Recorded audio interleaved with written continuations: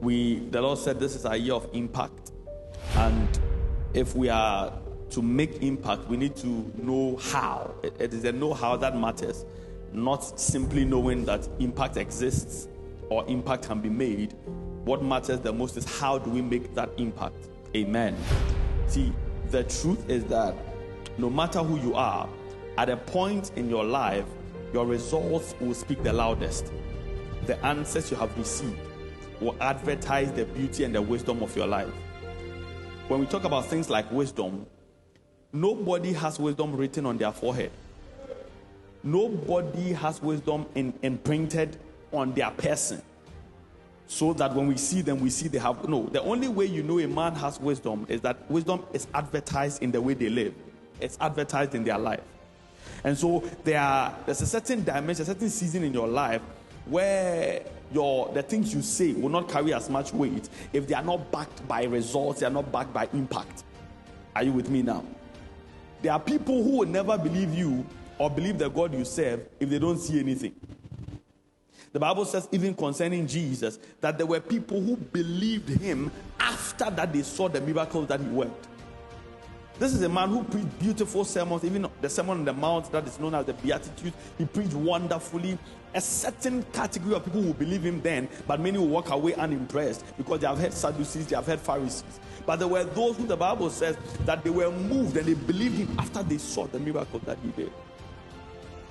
The Bible says concerning even Peter, that Jesus didn't just walk up to Peter and say, "Follow me." No, what Jesus did was to cause him to experience a dimension of the supernatural. So he had toiled all night and caught nothing. And then Jesus, the carpenter, who doesn't have an acclaim for being an expert in fisheries, brings him a word of the Lord and says, "Cast your net to the other side and you are going to catch a great drought." He said, "I've toiled all night, but at thy word I will do this." He does it, and the Bible says that he has a record-breaking catch where he needs partners to help him to contain what he has caught. After that miracle, after that encounter, now Jesus says, "Follow me, I'll make you fishers of men." Scripture says he leaves everything and follows the man he just met. He wouldn't have been moved, so moved to follow Jesus had he not been exposed to a dimension of power and a dimension of results.